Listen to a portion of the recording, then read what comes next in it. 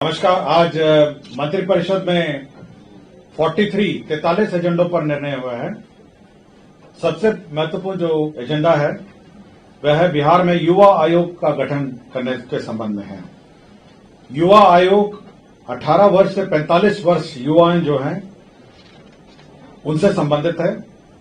इसके लिए एक अध्यक्ष होंगे, 2 उपाध्यक्ष होंगे और 7 सदस्य होंगे। इसमें इस आयोग के द्वारा युवाओं से संबंधित जितने कार्य हैं उसके बारे में विचार करेगी। आयोग में जो लाभ समूह हैं जिनसे संबंधित है वह राज्य के बाहर काम करने वाले, अध्ययन करने वाले बिहार के प्रवासी। युवा आयोग में उच्चतर माध्यमिक शिक्षा प्राप्त करने वाले छात्र, डिग्री पाठ्यक्रम करने वाले छात्र, बेरोजगार युवा, आर्थिक रूप से कमजोर मेधावी छात्र और युवाओं का अन्य कोई समूह जिन्हें आयोग हस्तक्षेप योग्य समझे। तो एक नया आयोग आज सरकार ने नया गठन करने का निर्णय लिया है, वह है युवा आयोग। दूसरा, सामान्य प्रशासन से संबंधित एक बहुत महत्वपूर्ण निर्णय है जिसमें बिहार राज्य के सभी सरकारी सेवा संवर्गों में सभी स्तर के एवं सभी प्रकार के पदों पर सीधी नियुक्ति में राज्य की मूल निवासी महिला अभ्यर्थी को ही 35% क्षैतिज आरक्षण अनुमान्य होगा। इसका मतलब है कि जो मूल निवासी हैं बिहार के महिलाएं, उन्हीं को ही 35% क्षैतिज आरक्षण अनुमान्य होगा। और जो आरक्षण का जो श्रेणी है, अनुसूचित जाति 16 है, अनुसूचित जनजाति 1 है, अत्यंत पिछड़ा वर्ग 18 है, पिछड़ा वर्ग 12 है और पिछड़ा वर्गों की महिलाएं 3 है। तो 50% यही इसका ब्रेकअप है। वो तो सेम है, केवल जो मूल निवासी है उन्हीं को ही 35% आरक्षण अभी मान्य होगा। समाज कल्याण विभाग ने एक नई योजना शुरुआत की है जिसमें जो दिव्यांगजन है उन्हें दिव्यांगजन सिविल सेवा प्रोत्साहन योजना का शुभारंभ किया है। इसके अंतर्गत जो यूपीएससी और राज्य की जो योजनाएं हैं, जो बीपीएससी की जो परीक्षाएं हैं, उसमें क्रमशः 1,50,000 रुपए इनको प्रीलिम्स पास करने पर इनको दिया जाएगा। इसमें राज्य सरकार के सिविल सेवा प्रोत्साहन योजना अंतर्गत कोई आर्थिक सहयोग देनी है को बिहार लोक सेवा आयोग पटना तथा संघ लोक सेवा आयोग नई दिल्ली के द्वारा सिविल सेवा हेतु आयोजित प्रतियोगिक परीक्षाओं में प्रारंभिक परीक्षाओं में उत्तीर्ण होने पर मुख्य परीक्षा एवं साक्षात्कार की तैयारी हेतु क्रमशः 50,000 और 1,00,000 रुपए दे होगा। राज्य सरकार ने एक कॉर्पोरेट सोशल रिस्पॉन्सिबिलिटी जो विविध कंपनीज और संस्थाओं द्वारा दे है उसको उपयोग करने के लिए एक सीएसआर पॉलिसी 2025 का गठन किया है और एक सीएसआर सोसाइटी। इसके अंतर्गत जो सीएसआर की राशि विभिन्न कंपनियों द्वारा इन्वेस्ट और निवेश करना पड़ता है और विभिन्न कार्यों पर लगाना पड़ता है, उसको चैनलाइज करने के लिए एक सोसाइटी बनाई गई है और साथ ही साथ एक सीएसआर पॉलिसी भी 2025 की स्वीकृति आज दी गई है। क्या होगा सर? ऊर्जा विभाग के अंतर्गत बिहार नवीकरण ऊर्जा स्रोतों के संवर्धन, जो भी नवीन एवं नवीकरणीय रिन्यूएबल एनर्जी स्रोत है, उसको उपयोग करने के लिए एक नीति बनाई गई है 2025। इसके अंतर्गत किन किन जमीनों पे लगने हैं, किस किस भूमियों पे लगने हैं, कैसे इसका चैनलाइजेशन होगा, कैसे इसका पावर परचेजेस होगा, इसके बारे में एक विस्तृत नीति राज्य सरकार ने आज 2025 स्वीकृत किया है।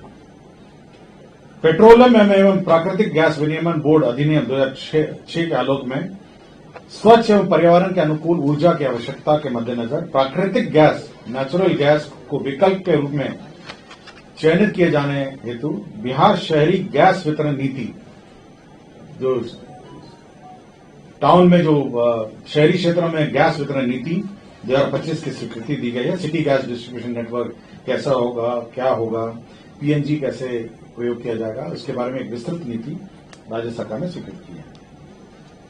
अनुसूचित जाति अनुसूचित जनजाति कल्याण विभाग में 720 आसन का एक आवासीय विद्यालय मसानी अंचल चैनपुर और कुलवा अंचल अधौरा जिला कैमूर में स्वीकृत किया गया। आपको याद होगा कि कुछ दिन पहले जीविका के लिए एक अलग से बैंक का की स्वीकृति दी गई थी। बिहार राज्य जीविका निधि साख सहकारी संघ लिमिटेड एक कोऑपरेटिव बैंक का गठन किया गया था। इसी में शेयर कैपिटल के रूप में 105 करोड़ 105 करोड़ रुपए इसमें निवेश किया गया है और इसके लिए आकस्मिकता निधि से अग्रिम की निकासी की गई है। पशुपालन में जो ग्रुप डी हैं, जो उनको उनकी जो सेवा प्राप्त करने के लिए आउटसोर्सिंग एजेंसी के माध्यम से 58 करोड़ 56,34,000 रुपए स्वीकृत किए गए हैं। ये 25-26 में पशु चिकित्सा सेवाएं पशु स्वास्थ्य योजना के तहत यह स्वीकृत किया गया है। ग्रामीण कार्य विभाग का एक ब्रिज स्वीकृत किया गया है, पुल, जिसमें समस्तीपुर जिला अंतर्गत कार्य प्रमंडल रोसड़ा अंतर्गत सिंगिया प्रखंड के अधीन करे नदी माहे घाट पर माहे से भटंडी मोड़ पर उच्च स्तरीय आरसीसी पुल निर्माण, इसमें 65 करोड़ 1,61,000 रुपए व्यय होंगे। पथ निर्माण विभाग की अनेक योजनाएं स्वीकृत हुई हैं, जिसमें सबसे महत्वपूर्ण जो योजना है वह पथ प्रमंडल नवादा अंतर्गत हिसुआ बाईपास। हिसुआ आपको याद होगा, हिसुआ नवादा जिले का एक प्रमुख शहर है, जिसमें हिसुआ बाईपास की स्वीकृति हुई है। यह करीब 2.9 किलोमीटर का होगा और इसमें 35 करोड़ 29,35,500 रुपए इसमें व्यय होंगे और अब हिसुआ बाजार में जो जाम लगता था उसको निजात मिलेगा। पथ निर्माण विभाग में समस्तीपुर अंतर्गत मोहिउद्दीन नगर बलुआए से पत्सिया पथ बया धर्मपुर एवं चकला पथ का चौड़ीकरण और मजबूतीकरण कार्य स्वीकृत हुआ है। इसके अंतर्गत 32 करोड़ 36 लाख व्यय होंगे। पथ निर्माण विभाग में ही मधेपुरा अंतर्गत चांदनी चौक मधेपुरा से पस्तपार NH 106 वाया मुरहो हनुमान नगर, इसकी कुल लंबाई 10.813 किलोमीटर है। इस पथ का चौड़ीकरण मजबूतीकरण कार्य, इसमें 37 करोड़ 69,46,000 रुपए व्यय होंगे। पथ प्रमंडल बेतिया में बगा सेमरा पथ चयनित 00 से चयनित 14 कुल लंबाई 14 में एक अदद 2/16 मीटर आकार का उच्च स्तरीय आरसीसी पुल स्वीकृत किया गया और इसमें इसी पथ का चौड़ीकरण और मजबूतीकरण कार्य भी किया गया। इसमें 64 करोड़ 50,33,000 रुपए इसमें व्यय होंगे। पथ प्रमंडल गोपालगंज के अंतर्गत बरौली सुरवल मोड़ से नूतन मोड़ वाया कल्याणपुर कुल लंबाई 7.70 पथ का चौड़ीकरण एवं मजबूतीकरण कार्य हेतु रुपए 35.56 करोड़ इसमें व्यय होंगे। पथ प्रमंडल सहरसा अंतर्गत महुआ बाजार से ग्वालपारा पथ वाया बलेथा बसनही कुल लंबाई 9.103 पथ का चौड़ीकरण मजबूतीकरण कार्य, इसमें 39 करोड़ 44,59,000 रुपए व्यय होंगे। पथ प्रमंडल नवादा जिला अंतर्गत लेधा गजिया नार कुलना कोसी हावड़ा घुमई अकबरपुर पथ SH 103 तक का पथ का चौड़ीकरण, इसमें 13.70 किलोमीटर का पथ है। इसमें 69 करोड़ 70,23,000 रुपए व्यय होंगे।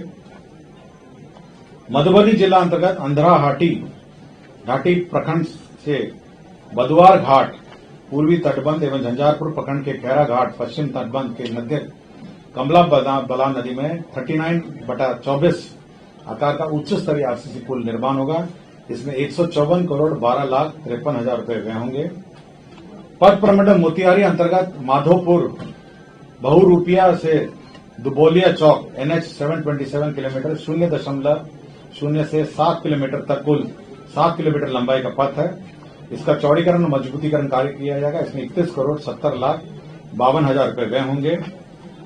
पथ प्रमंडल दरभंगा अंतर्गत बहादुरपुर प्रखंड के कपचाई से दाई भाया हमपट्टी दशरथ पट्टी घैटी 70 धारा दरगाह पथ के चयनित 0.0 से 5.0 कुल लंबाई 5 किलोमीटर, इसमें 39 करोड़ 60 लाख रुपए व्यय होंगे। पथ प्रमंडल ढाका अंतर्गत चकिया NH 27 मधुबन पथ के किलोमीटर 0.0 से किलोमीटर 10.20 कुल लंबाई 10.20 इसकी सैंक्शन हुआ है। इसमें 38.57 करोड़ का व्यय होगा।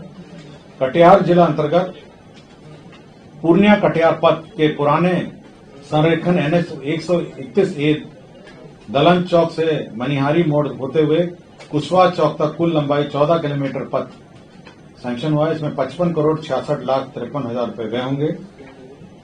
कृषि विभाग में वित्तीय वर्ष 25-26 में चतुर्थ कृषि रोड मैप के अधीन खाद्य एवं पोषण सुरक्षा के अंतर्गत न्यूट्री सीरियल योजना के तहत खरीफ मौसम में मिलेट्स फसल को बढ़ावा देने हेतु मिलेट्स कार्यक्रम के कार्यान्वयन हेतु स्वीकृत कुल 46 करोड़ 75 लाख रुपए व्यय होंगे।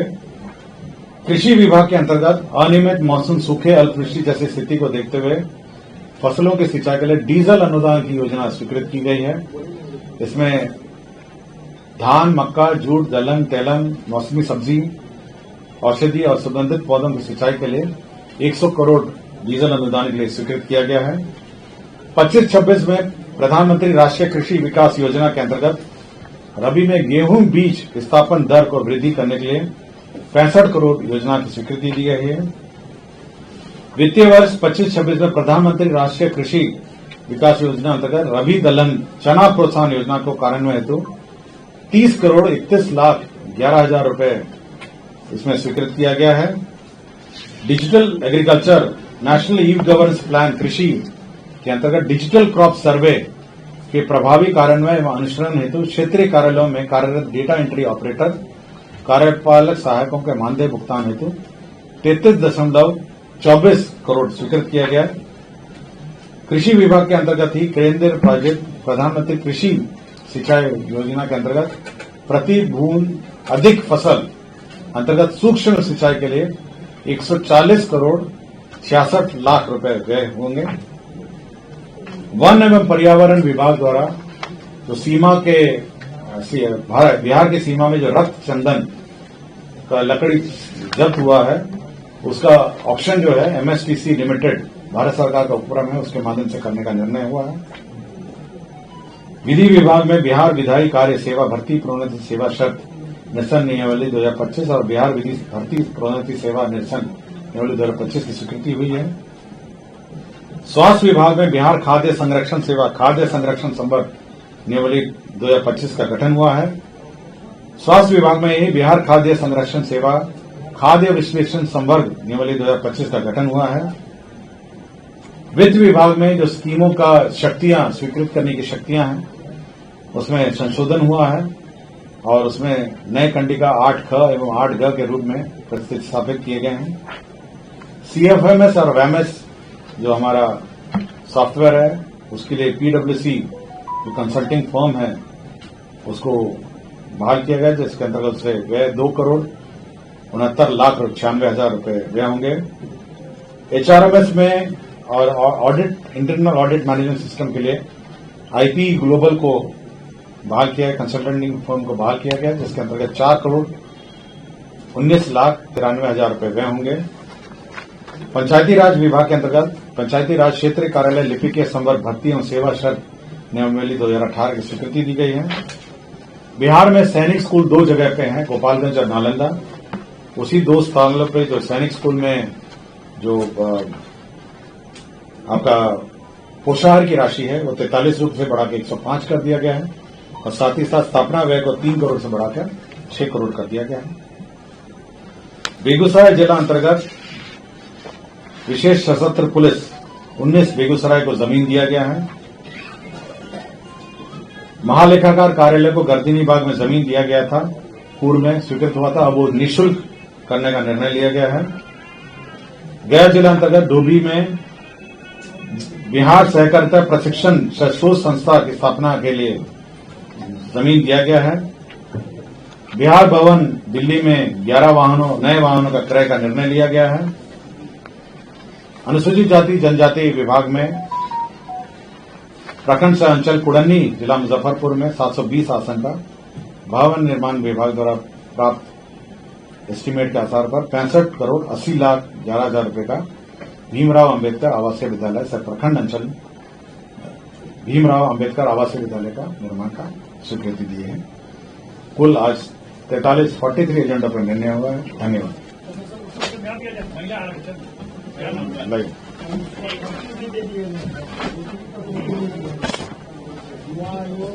देखिए, महिला आरक्षण बहुत सिंपल है। महिला आरक्षण में यही है कि जो महिलाओं का आरक्षण होगा वो बिहार के निवासियों के लिए ही लागू होगा। अगर कोई महिला अन्य राज्यों से अप्लाई करती हैं उसको जनरल के रूप में ट्रीट करते हैं। बहुत ही सिंपल है। नहीं कंफ्यूज, ये बिल्कुल स्पष्ट था कि 35% जो आरक्षण है वो केवल महिलाओं, इवन इन जनरल कोटी में भी जब 35 होगा तो केवल जो राज्य की जो महिलाएं हैं उन्हीं को के लिए लागू होगा। बिहार के बाहर के भी महिलाओं। हाँ, यस।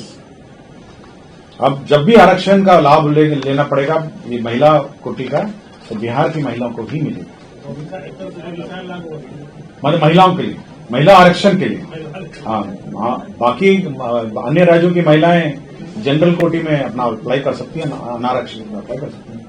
लेकिन जब भी आरक्षण का लाभ लेना होगा तो महिला बिहार की महिलाएं हों। सर, इसका तो मतलब कि जो सरकारी नौकरी में जैसे शिक्षा व्यक्ति वाली होती है, क्लास 1 से 8 तक 50% का महिलाओं के लिए आर्थिक शिफ्ट है, इसमें तो बिहार भर की महिलाएं हैं। हाँ, बाहर से मतलब महिलाओं का आरक्षण जो है ये जनरल है। ये आपका 35% जो आरक्षण सामान्य प्रशासन का है ये उससे संबंधित है।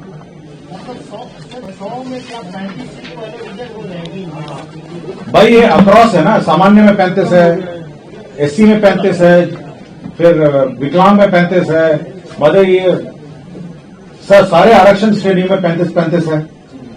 तो सब 35 हो गया है। अब ये 35 में अगर आपको आना होगा तो आपको बिहार का डोमिसाइल होना पड़ेगा। भाई आप जनरल बात, मतलब मैंने आपको बहुत स्पष्ट बोला है कि अगर आपको आरक्षण का लाभ लेना होगा बिहार की निवासी महिलाओं को ही ये 35% आरक्षण मिलेगा। मैं आज की बात कर रहा हूं। आप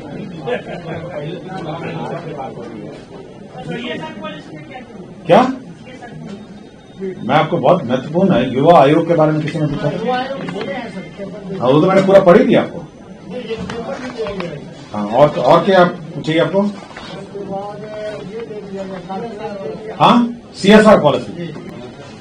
देखिए, सीएसआर आपको याद होगा, सभी को सीएसआर में पैसा देना पड़ता है कंपनियों को, अंडर दी ये कंपनीज एक्ट जो संशोधन हुआ है। ये जानकारी है ना, या उसके बारे में बताऊं मैं? वो जानकारी है ना। तो अब सीएसआर में जब राशि देंगे तो राशि कैसे देंगे उसको चैनलाइज करना है। तो उसके लिए एक सोसाइटी बनी है जिसका मुख्य सचिव है, चेयरमैन, विकास आयुक्त है, वाइस चेयरमैन और सारे करीब 24 मेंबर हैं उसमें, जिसकी जनरल बॉडी मीटिंग है, जनरल बॉडी है। और उसमें विभिन्न प्रकार के योजनाओं में आप सीएसआर कंट्रीब्यूट कर सकते हैं। उसकी पूरा पॉलिसी डिफाइंड है कि कैसे कैसे योजनाओं में आप दे सकते हैं।